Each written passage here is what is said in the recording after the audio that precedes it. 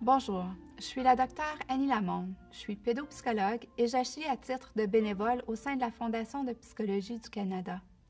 Dans cette web-diffusion, nous aborderons le thème du stress et des répercussions qu'il peut avoir sur les enfants d'âge scolaire.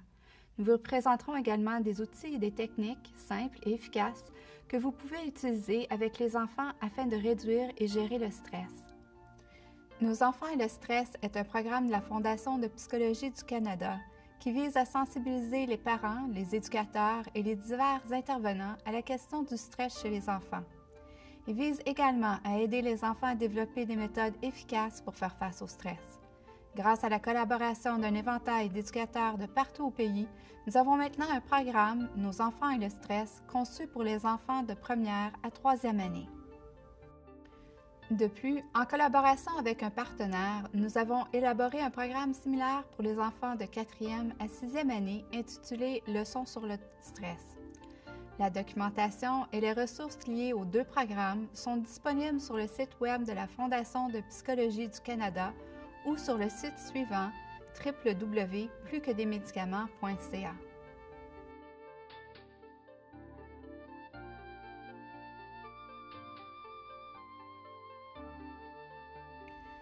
Nous entendons beaucoup parler de l'impact du stress sur notre santé, notre bien-être, notre productivité, notre habileté à nous concentrer et à faire face aux situations. Mais qu'en est-il des enfants? Pourquoi devrions-nous nous préoccuper de l'impact que peut avoir le stress chez les enfants? Ressentent-ils le stress de la même manière que les adultes? Bien que les facteurs qui causent du stress puissent être différents, les études démontrent que tout le monde vit du stress, même les très jeunes enfants, et que la réaction au stress est universelle.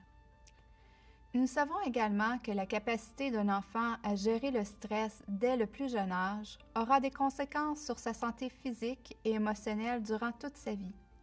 Le stress nuit à l'habileté à se concentrer et à réfléchir. Les enfants qui vivent une trop grande quantité de stress et qui ne disposent pas de stratégies d'adaptation efficaces peuvent éprouver différents problèmes allant d'une santé médiocre à des conflits interpersonnels, à des difficultés d'apprentissage. Lorsque les adultes se sentent stressés, se rendent généralement compte de leur état. Par contre, lorsque les enfants se sentent stressés, ils se disent peut-être que c'est normal et que la vie est ainsi faite. Les enfants vivent souvent plus de stress qu'on pourrait croire. Toutes les demandes et les attentes liées à la performance scolaire et sociale, ainsi qu'aux activités parascolaires, peuvent parfois être très lourdes. Les problèmes liés au stress nuisent au rendement scolaire et plusieurs facteurs de stress sont en lien avec l'école et les milieux de garde. Lorsque les enfants ont peur ou lorsqu'ils sont anxieux, ils sont tellement préoccupés qu'ils sont incapables d'apprendre. En favorisant l'apprentissage de stratégies positives et efficaces pour faire face au stress, nous aidons les enfants à renforcer leur résilience et à éviter que le stress ne se transforme en détresse, en anxiété ou en situation encore plus grave. Une gestion efficace du stress favorise également l'acquisition d'habiletés d'autorégulation, un concept de plus en plus répandu dans les milieux éducatifs dont nous parlerons un peu plus tard. Avant d'aborder le contenu des programmes, revenons un moment au concept du stress. Au fait, qu'est-ce que le stress? Le stress est un phénomène quotidien normal.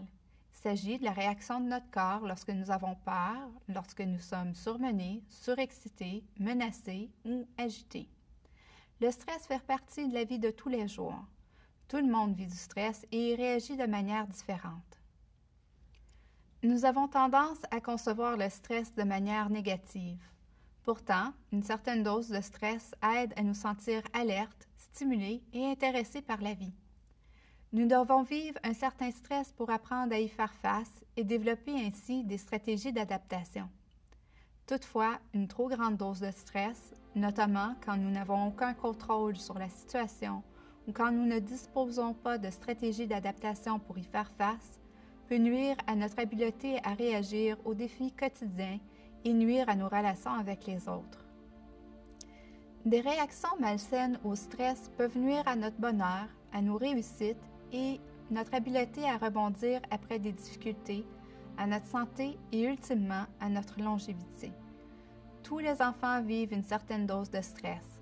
Le stress fait partie du développement normal et apprendre à y faire face représente une partie clé de ce développement. Un excès de stress, c'est-à-dire une dose qui dépasse les capacités d'adaptation de l'enfant, peuvent mener à des sentiments d'insécurité et d'impuissance et avoir un impact négatif sur la vie de l'enfant.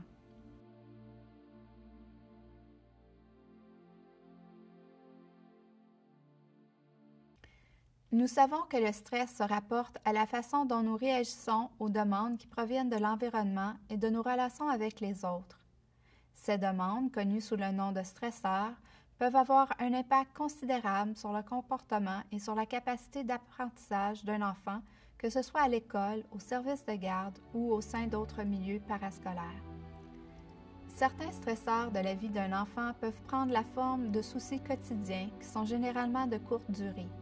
Il peut s'agir de se séparer des parents, de s'adapter à un nouvel horaire de classe, de rencontrer de nouvelles personnes ou de craindre de ne pas réussir un examen.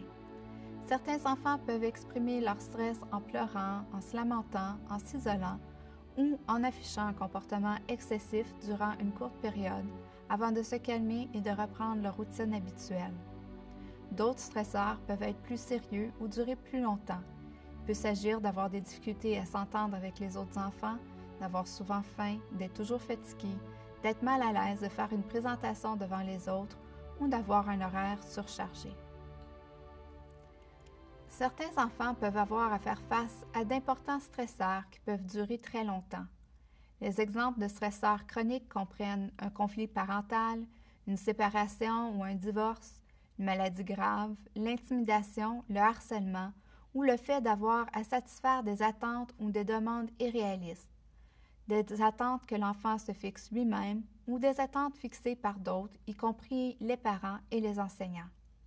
Les enfants confrontés à ce type de difficultés et à d'autres problèmes chroniques peuvent se retirer, adopter un comportement excessif ou démontrer des difficultés à apprendre de nouvelles compétences, à traiter l'information, à résoudre des problèmes, ainsi qu'à nouer et entretenir des liens avec les autres. Nous remarquons le comportement difficile ou dérangeant d'un enfant parce qu'il est apparent et qu'il nécessite souvent une intervention. Par contre, il est important de voir au-delà du comportement et de comprendre que plusieurs facteurs à l'intérieur de l'enfant peuvent être la cause de sa façon d'agir. Certains enfants peuvent être étiquetés de petites pestes ou même d'enfants désagréables, mais rappelez-vous que le comportement d'un enfant représente simplement une manière d'exprimer ce qu'il ressent. Si l'enfant lance des objets ou dérange les autres, il réagit peut-être à une situation stressante qu'il vit à la maison ou ailleurs. Il arrive que le système de réaction au stress d'un enfant puisse être activé en raison d'une série de frustrations, de fatigue, du fait de se faire agacer, d'être embarrassé ou même d'un excès de stimulation sensorielle liée au bruit de fond.